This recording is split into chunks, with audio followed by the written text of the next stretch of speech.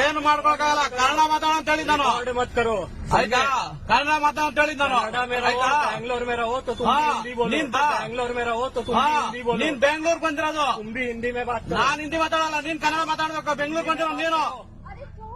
பெங்களூர்ல நீ வாழணும்னா நீ வந்து ஹிந்தி பேசணும் அப்படின்னு சொல்லி இந்த வடக்கன் இவ்வளவு அதிகாரமா பேசுறத பார்க்கும்போது எனக்கு கோவமாவும் ஒரு காமெடி சீன் தான் ஞாபகம் வருது. வடிவேல டீ குடிக்க வரும்போது ஒருத்தர் நியூஸ் பேப்பர்ல நியூஸ் படிச்சுக்கிட்டு இருப்பாப்ல. அந்த நியூஸ் பேப்பரை ஒரு ஓரமா பாக்குற மாதிரி பார்த்து அப்படியே முழுசா வாங்கி அந்த நியூஸ் பேப்பரை கசக்கி போட்டு போயிருவாப்ல.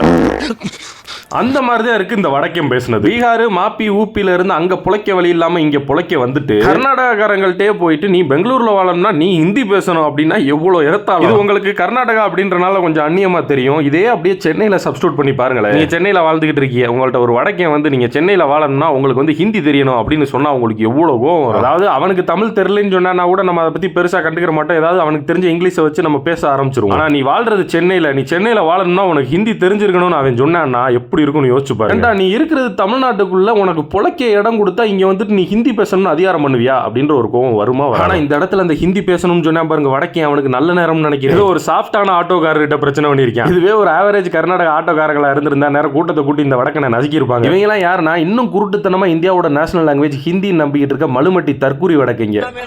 बैंगलोर में रहो तो तुम हिंदी बोलो। बैंगलोर में रहो तो तुम हिंदी बोलो।